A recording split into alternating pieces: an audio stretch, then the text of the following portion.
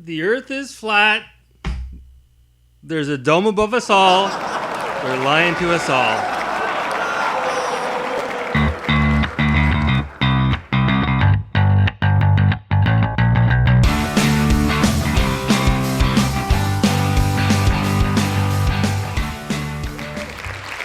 How's it going, everybody? Cameron here with Canadian Gamer coming at you with another video.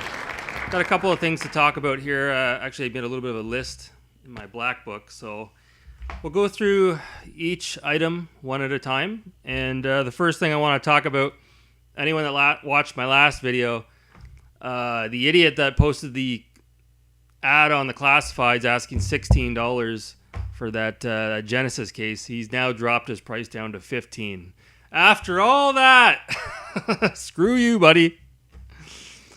So the next thing I want to talk about here, I don't know if this is applicable to everyone out there. I guess it depends on maybe where you live, where you are in the world, but at least in Canada here, and I believe in the United States, when you click on a YouTube video lately, you get this fucking DraftKings advertisement thrown at you.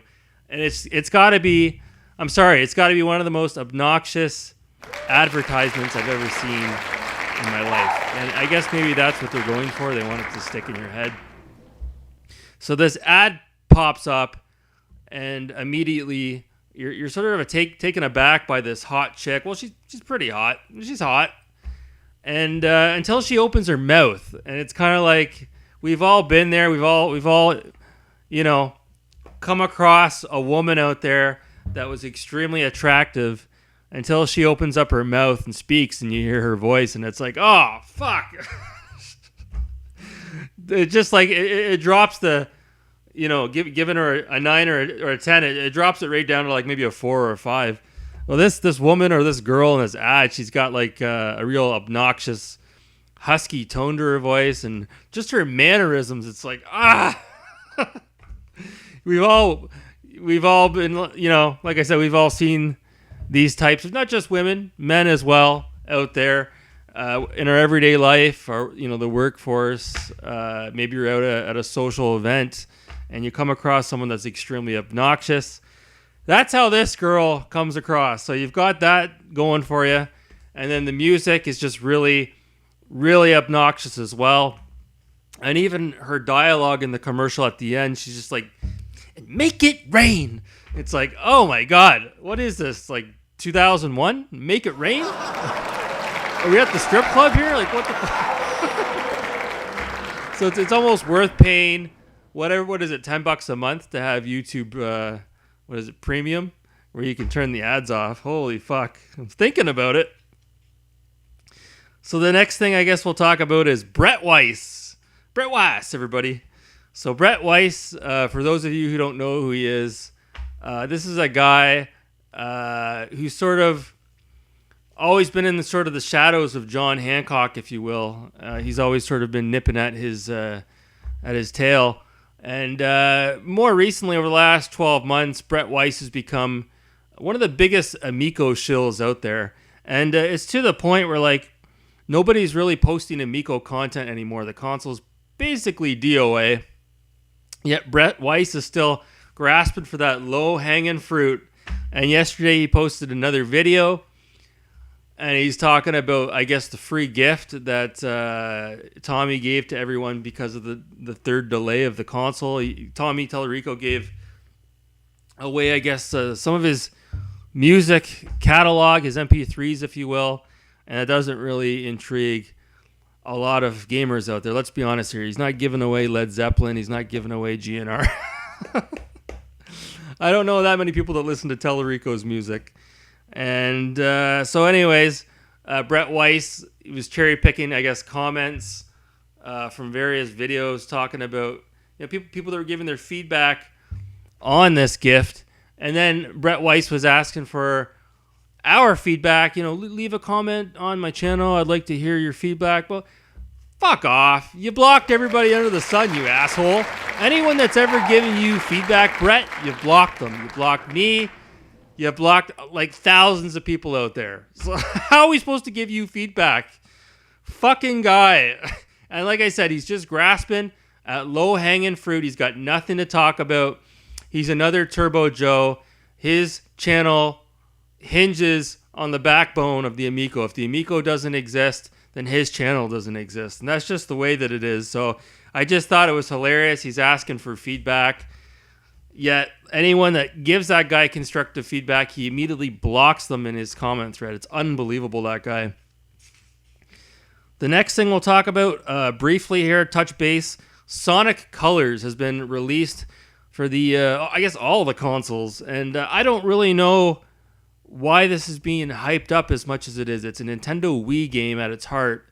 And as far as I recall, when it came out, it wasn't really that big of a deal. Was this even done by the original team that did Sonic? I'm not even sure.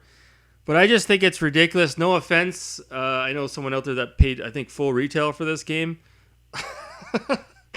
I don't understand what the big deal is with Sonic Colors. I don't understand. Can somebody please tell me, explain to me what the big deal is? Leave it in the comments below.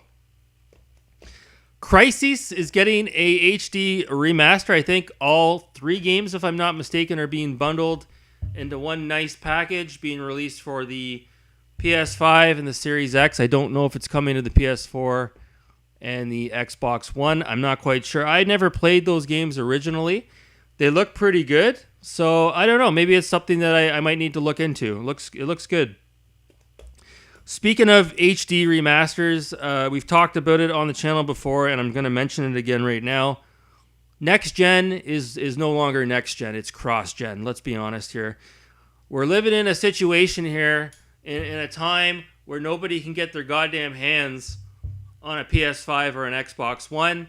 So from a business perspective, none of these developers or publishers want to actually put a game out that pushes these consoles to their limits as far as hardware is concerned.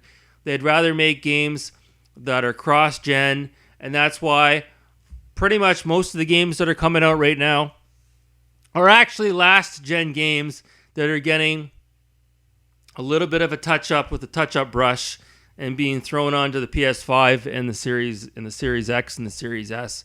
So as far as I'm concerned, the PS5 and the Xbox Series consoles are a waste of fucking money right now. There's no reason to buy those consoles. And it's funny, the only reason why I would want to buy one of those consoles, ironically enough, would be to play a last generation game, Cyberpunk. I would like to see Cyberpunk with the proper upscaled graphics that do take advantage of that next gen hardware, because I've seen what it looks like on the PC and it looks absolutely incredible. Not only that, it's a free upgrade as well, apparently. So, time will tell. Also, want to talk about Dead Space. No, not necessarily Dead Space, the remake, if you will. We've already talked about that. But apparently, the original dev team behind the original Dead Space, or at least some of the original members, apparently, I heard this on Digital Foundry, that team is coming out with their own game. It's coming out soon. I'm not quite sure. I don't know much about it. I got to do a bit of research on it today.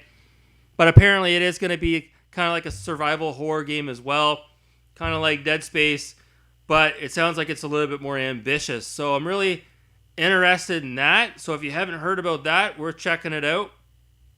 And then I guess the last thing, and I heard this on Digital Foundry's channel as well. So Quake Remastered that recently came out. Apparently Trent Reznor's 9 Inch Nails soundtrack is in the game. I can't remember if it was in the original game back in, 96?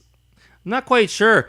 But yeah, apparently the 9 Inch Nails soundtrack is in the game. So yet another reason to check out that Quake remaster. Again, I'm really thinking about downloading that as well.